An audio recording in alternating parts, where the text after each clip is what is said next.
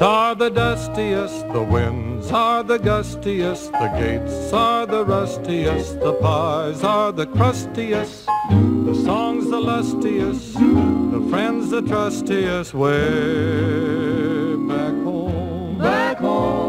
The trees are the sappiest, the days are the nappiest, the dogs are... La guerre ne meurt jamais. Hey yo tout le monde, c'est Socphoenix 37. Aujourd'hui on se retrouve pour la petite FAQ des 300 abonnés. Hey yo tout le monde, c'est Socphoenix 37. Aujourd'hui on se retrouve pour la FAQ des 500 abonnés. Salut tout le monde, c'est Socphoenix 37. La FAQ des 5000 abonnés. Salut tout le monde, c'est Socphoenix 37. La FAQ des 7000 abonnés. Salut à tous, c'est Socphoenix 37 pour la FAQ des 8000 abonnés. Salut à tous, c'est Socphoenix 37. Les 9000 abonnés sont passés.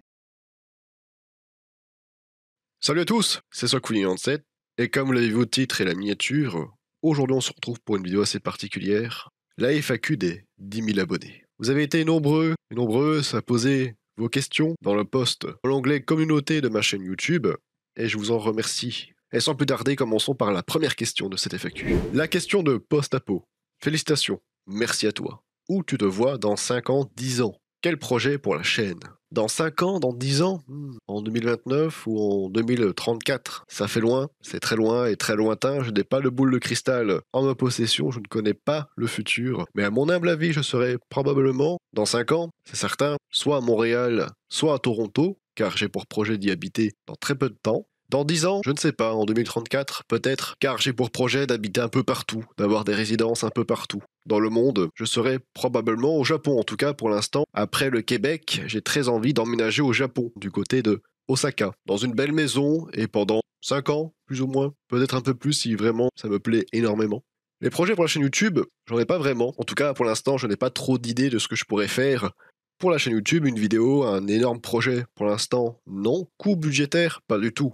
L'argent n'est vraiment pas un problème pour moi, c'est le temps. Le temps file et j'en ai très peu entre le travail et les choses à côté. Disons que j'en ai très peu, même pour les vidéos en général. Alors pour un grand projet ou une immense vidéo, disons que le temps. Peut-être à l'avenir qu'il y aura un projet ou une vidéo assez conséquente. Question suivante, celle de Swain Roland. J'espère que je n'écorche pas ton pseudo. GG pour les 10 000 abonnés, merci à toi, merci beaucoup. Tu vas continuer YouTube ou pas? Oui, je compte bel et bien continuer YouTube. Pourquoi m'arrêter sur cette belle lancée? D'ailleurs, les 11 000 abonnés approchent à grands pas, déjà. Donc, bien sûr que je compte continuer YouTube et à rester, comme vous le dites si bien, le number one de Fallout 76 francophone, bien entendu.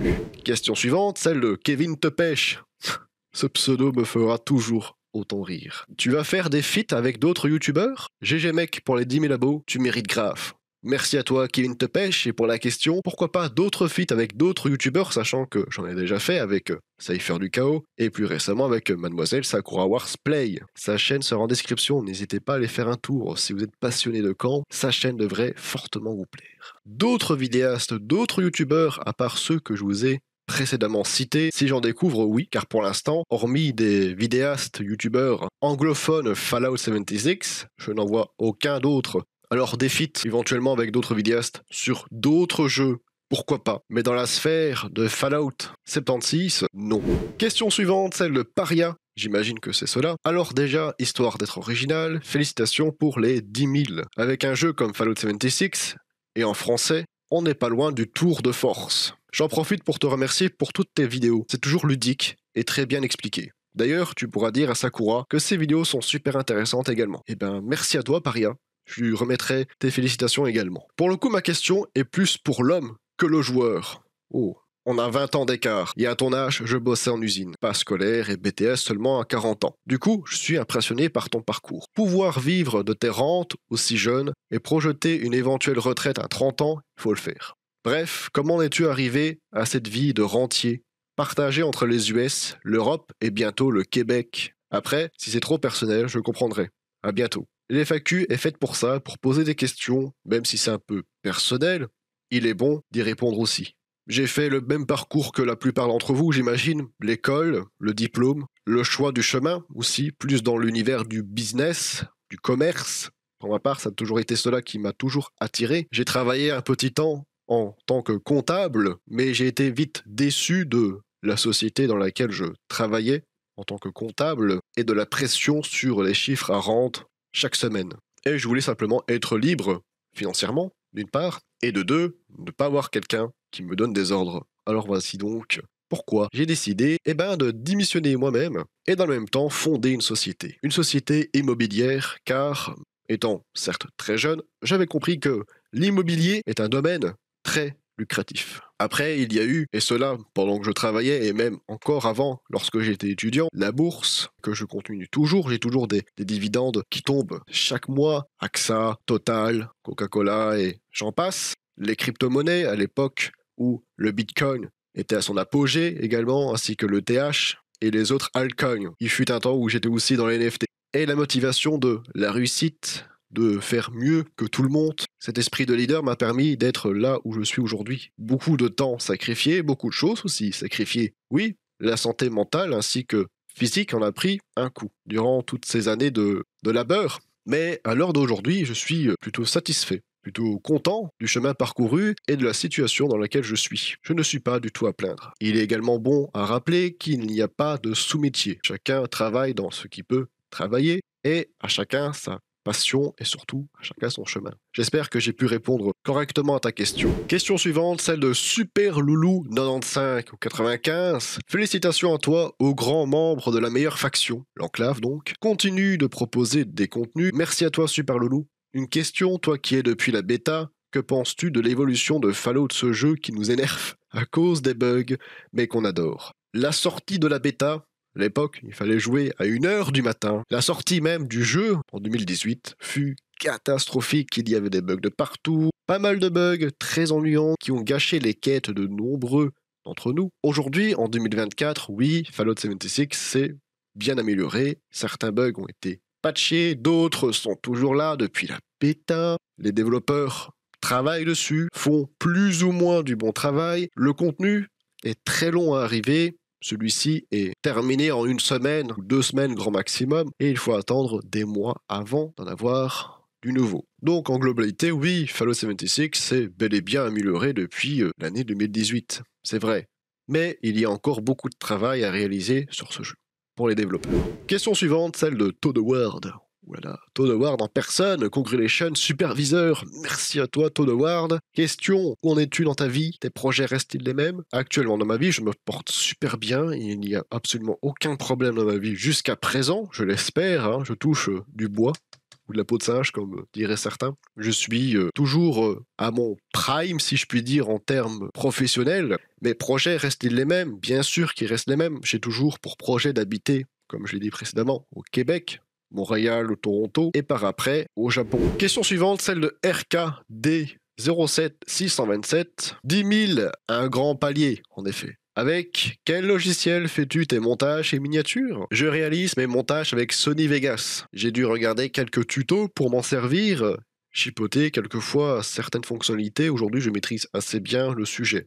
Les miniatures sont faites par moi-même lorsque j'ai le temps avec Photoshop ou par un freelanceur, si je peux appeler ça comme ça, que je paye pour réaliser les mêmes miniatures que moi, similaires, pour ne pas que cela se voit trop, et dans ce que je désire avoir comme miniature. Donc, Sony Vegas pour les vidéos et Photoshop pour les miniatures. Question suivante de Kaio. Hello, et bien joué pour les 10 000, tu les mérites. Merci à toi. Pour ta FAQ, ma question est la suivante. Pourquoi avoir choisi les États-Unis? Merci pour ta réponse, à la prochaine. Ah, et j'allais oublier, qu'as-tu comme hypercar? Pourquoi est-ce que j'ai choisi d'habiter aux États-Unis? Disons que les États-Unis, cela a été pour moi un grand rêve d'y habiter. Et j'imagine que c'est le cas pour plein de personnes également. Quelles sont les raisons? Le marché, évidemment, tout ce qui est business. Et puis aussi la culture. Hollywood, un immense pays, la première puissance mondiale économique ainsi que militaire. C'est un pays qui m'a toujours fait rêver. Pour la question sur l'hypercar, je n'ai pas d'hypercar, j'ai une supercar. L'hypercar, c'est pas tout de suite. L'hypercar, c'est après. Quelques années, 2, 3 ans, 5 ans, peut-être. Une Pagani Huayra, pourquoi pas. Pour la supercar, j'ai une 488 Pista Spider.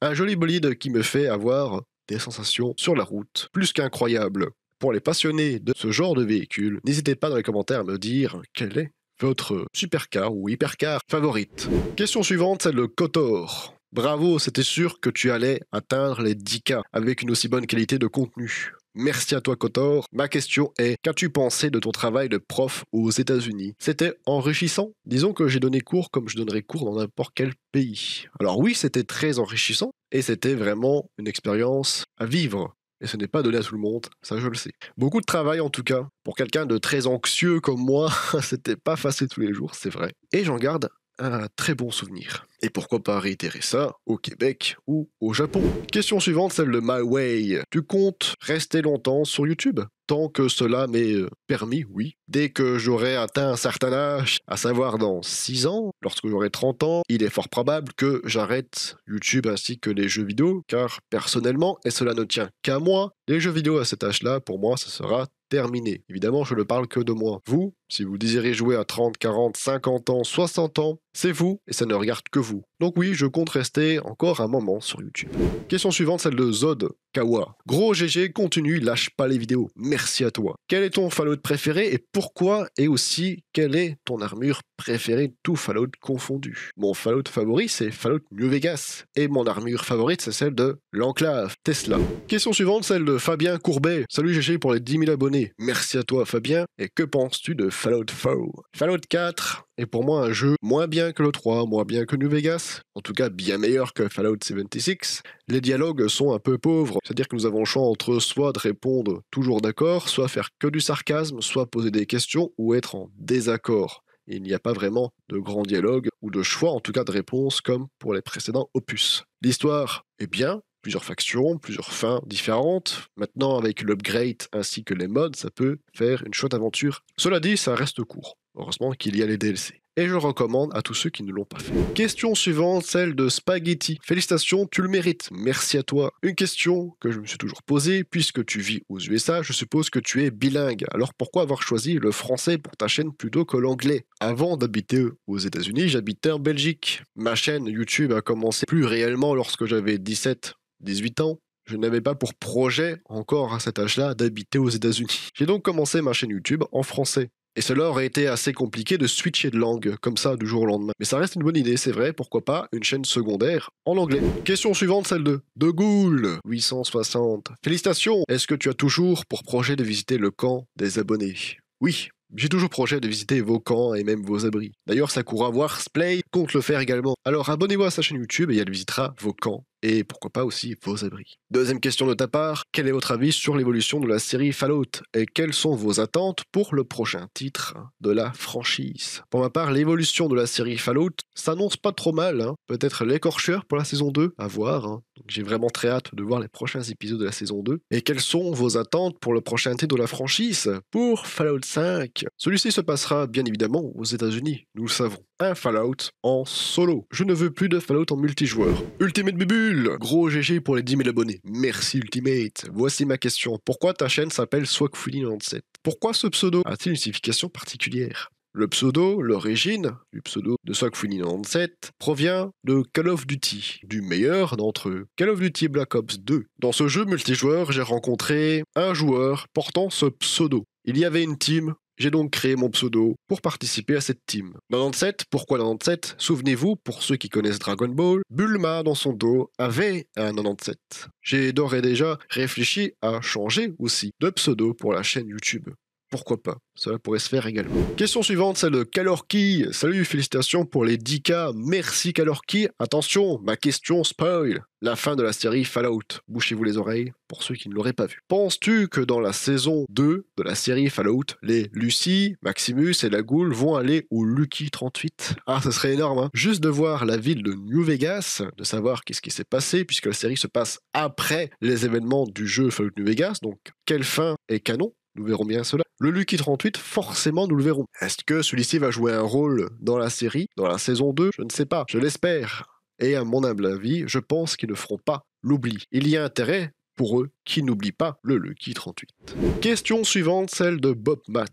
Ça fait depuis la bêta du jeu que je te suis et tu as beaucoup évolué pendant que d'autres stagnent. Merci à toi Bob Matt. D'ailleurs, que penses-tu du plagiat sur YouTube et le plagiat que certains font sur toi? Le plagiat, il y en a partout. Dans le milieu où je suis, celui du business, il y en a énormément. Donc je suis assez habitué à cela. Sur YouTube, il y a énormément de vidéos, énormément de youtubeurs, de vidéastes, de concepts. La plupart viennent des anglophones, que les francophones copie. Aujourd'hui, pour Fallout, et pour mon cas, il n'y a pas grand-chose non plus à faire sur le jeu. Ce n'est pas GTA V Online, ce n'est pas non plus Call of Duty. Qu'on soit bien d'accord, le jeu est moins gros et pèse beaucoup moins. Plagiat, volontaire ou involontaire par simple coïncidence, je ne saurais pas te répondre là-dessus. Vous êtes nombreux, c'est vrai, à me rapporter, que ce soit en message, avec des screens, des vidéos également, le plagiat. Mais que voulez-vous que je fasse? YouTube est une plateforme libre, chacun fait ce qu'il veut tant qu'il respecte, évidemment, le règlement de celui-ci. Je ne prends pas mal le fait qu'on me plagie. Justement, j'ai des idées, je les applique. Ceux qui n'en ont pas, forcément, copient.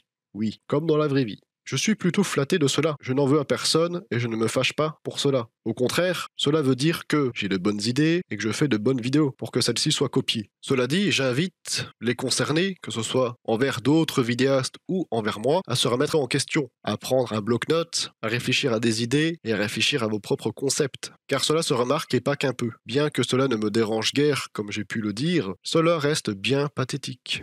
Question suivante, celle de l'artilleur. Bravo pour tes 10 000 abos. Le seul youtubeur Fallout francophone qui mérite d'être suivi. Merci infiniment. Tu en penses quoi de la communauté Fallout? En termes généraux, la communauté Fallout n'est pas si mauvaise que ça. Alors oui, il y a énormément de méfaits, notamment tout ce qui est en rapport avec la vente illégale d'items du jeu contre du véritable argent, ainsi que le partage de joueurs toxiques, notamment de la liste des joueurs à éviter. Vous êtes pas mal sur le serveur Discord à vous plaindre de certains joueurs toxiques. D'ailleurs, le serveur Discord est sur le point d'atteindre les 1000 membres, alors venez, bienvenue à vous. Il y a donc quand même pas mal de joueurs toxiques, c'est vrai. Mais il y a aussi de très bons joueurs sur lesquels je suis tombé, et qu'après des mois et pour certains pas mal d'années, nous sommes toujours en contact et on s'entend toujours très bien. Évidemment, aucune rencontre IRL, cela ne m'intéresse vraiment pas. Question suivante, celle de Broly. Level Up XP, 10K. Félicitations, continue à nous régaler. Et merci pour tout. Merci à toi, Broly. J'en profite pour savoir quel est ton PNJ préféré dans l'univers Fallout.